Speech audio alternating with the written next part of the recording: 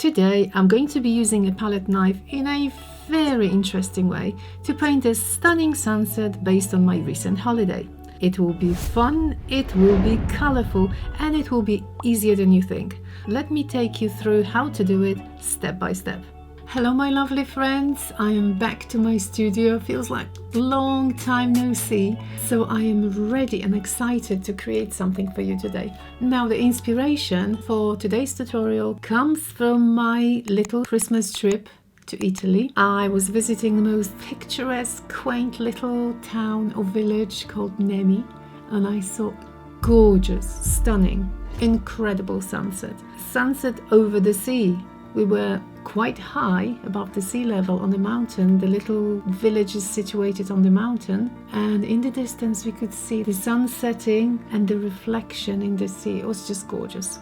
Anyway, so I promised myself and my patrons that I'm going to do it once I'm back. I was looking at various canvases and I thought that perhaps a round one would be very suitable for a nice sunset. What do you think? I know that sunset over the sea, it's probably the most popular topic for paintings ever. I bet that there are hundreds of tutorials how to paint seascape with the setting sun, but I'm not even going to look because I don't want to be accused that I am following someone else's tutorial. I'm just going to make it the way I feel, and I'm going to enjoy myself in the process, because this is the most important thing. You should enjoy creating. First of all, I am deciding where do I want my horizon. In the middle? Do I want more sea? Do I want more sky? Let's do it here. Because I don't really like wonky horizons, I'm going to use this. Let me take out all the colors that I might use, or maybe I am not going to use, but I want to have them ready. Just look at that. It's going to be, well, crazy color extravaganza. I usually mention which colors I'm going to use, but I don't think that's possible. I will be telling you what color it is while I'm going to be applying it on the canvas. I think that will work better. I want the sea to be super colorful. I want it exaggerated, I don't want it realistic, and I know how you enjoyed the background for my latest orchid in the vase, so I am going to use palette knife. Perhaps I should cover the background quickly with a thin layer of color, just in case there will be some white patches later on. The background I'm painting here is mainly there to help me understand where my colors should go later, and to fill the gaps I might make while using the palette knife. I use a soft brush to spread and blend the colors, and I use some masking tape to make sure I have a perfect line between the sea and the sky. It doesn't have to be perfect, remember, we'll be making it all messy. I wonder whether I should leave us some space for the sun. So let's decide on the size of the sun. Would this size be good? I'm going with this size. When I wiped my brush with a bit of purple here on this part, I actually decided that I want my sun to look a bit like a flower. So this will be my center, and like almost like lines of focus with the palette knife. Again, if it doesn't look right, I might change it. At the moment, I am going to use the most narrow palette knife I have, and I'll try this very thick yellow here, because this part I want predominantly yellow. And I will be applying the paint like this. Thicker the better. And yes, there will be some colors peeping through. I do want to go around the sun with this light yellow.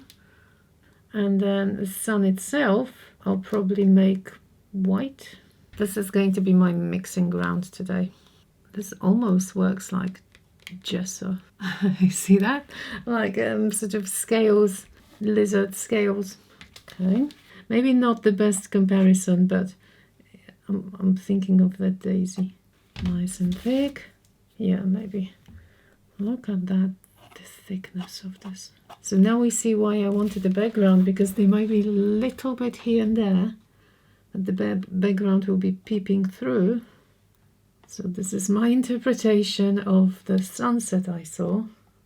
Okay, now I can use the lighter orange here and there, and of course there will be reds and purples. I've got some modeling paste, and I thought, How about adding modeling paste to my yellow? It's going to be lighter, but it should be thicker. Can't believe it, but it's more runny than than the paint. See, when I'm applying this, it's not as opaque as the paint. The paint covered the background really well. This I probably need 2 layers, which is fine. On the other hand, it's easier to spread, way smoother. I've decided the thicker the better, since I am really enjoying this crazy background. I've got new super heavy gesso. I mean, it's the new pot, but it's my absolute favorite product to mix color with, because it's way thicker than my modeling paste. I'm sure there are even thicker products than this, but I like it. If I mix it with any other colors, like for example with red, I'm going to get pink. I'm not sure if I'm ready for pink at the moment, but some of it for here.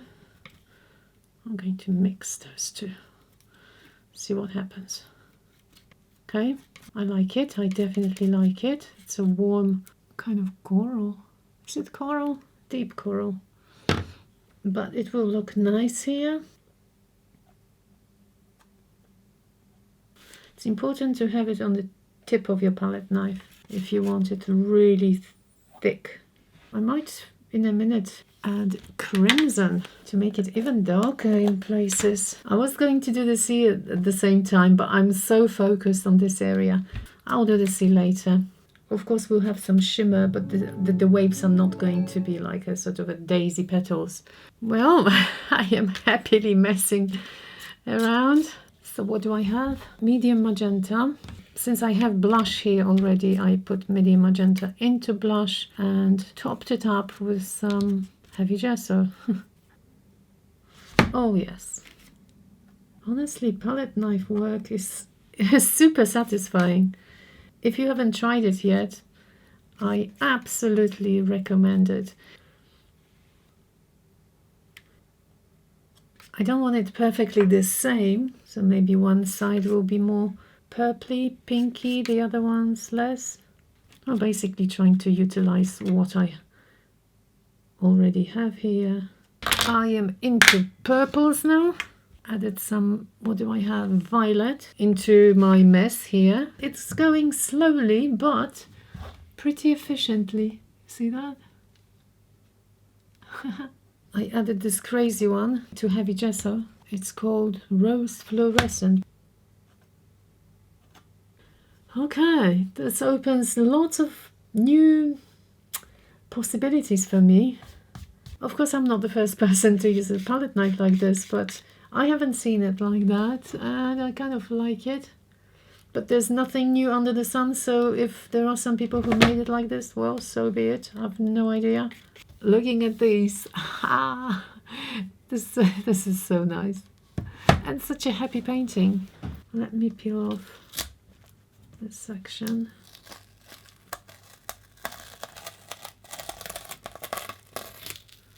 I am not going to do the same here, obviously. I'll probably drag my paint horizontally. I hope I'm not going to mess up the horizon.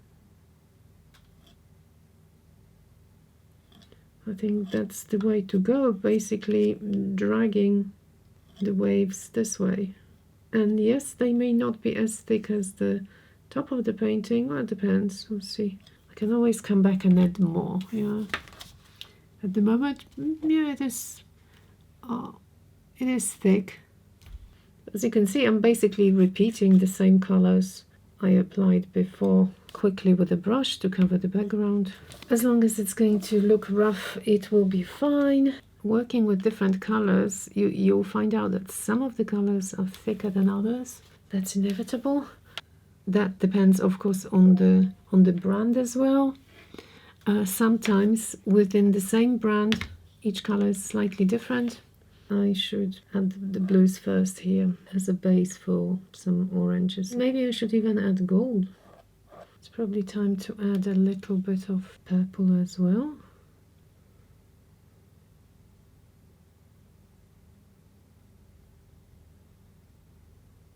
I added pearl turquoise a bit into this blue. Wanted a lighter section, but of course I'll be adding some more colors later once this is dry. Just work on some bigger waves here.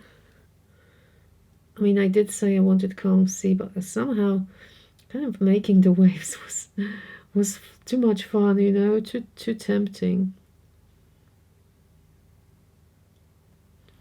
The thicker here, the better. So what do we have? And while we are waiting for the sea to dry, and yes, it's not finished yet, I thought maybe I'll try and see what happened here.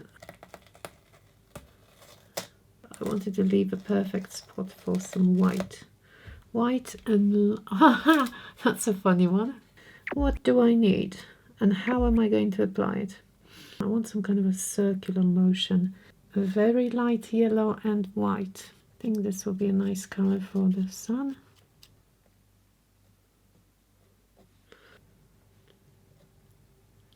I don't want to see any orange. This is the thickest sun I've ever made. But I quite like it like this. Maybe I was going to use palette knife to create some patterns, but I don't think they will look better than this. Sort of almost Vincent van Gogh style.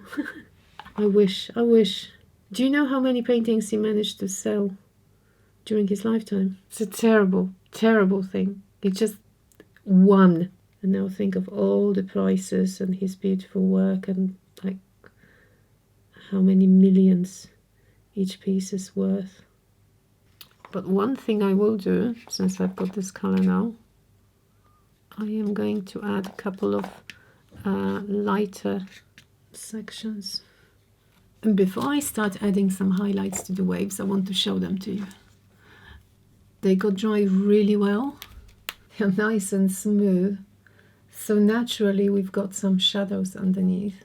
Because the sun is setting, I'm not going to paint any white waves. However, I'm considering some lighter blues in some places. And of course this area I want yellow, so we can have some highlights here and there. I don't know how much the light blue I want. I wonder how many of you tried sea sunset before. I would love to see that. If you can send me an image via Instagram, that would be awesome. And thank you so much for everybody who does send me your work via Instagram. I'm basically in awe what you people can make after watching my tutorials. That makes me really, really happy. I have to be very careful with this orange because if it doesn't cover blue nicely, we'll get a nasty greenish brown color. I'm always saying that adding white to color saves most of the issues. And I've got a really nice consistency now with the yellow and white. It's so thick, I can actually apply it almost as thick as the palette knife. Okay, that made me happy. I want to check something. I've got some gold and I've got pearl white. I have to wonder if I want any shimmer or not before I apply a varnish. It's interesting because some of the paints, they look matte and the whole blue, it's very shiny. If I put some gold, look, it's getting too dark. You see from this angle? So maybe not. What if instead I'll use the white, or perhaps even mica powders? That's another option.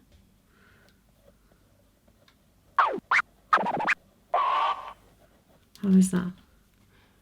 Oh, okay, it is shiny. That's a nice way. A little bit of shimmer here, not too much. So we've got this now. But I am so tempted. I really like those mica powder with a special glow. Don't want too much. Okay. Oh, it's so pretty. Oh, this is So pretty. And it does remind me of my Christmas holiday trip.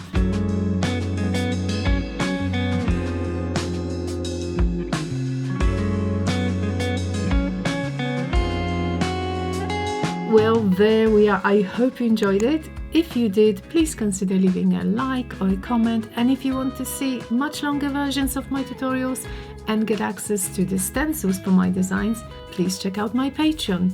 The original piece is also for sale now on my website, abcreativeofficial.com. Thank you so much for watching and see you next week. Bye bye.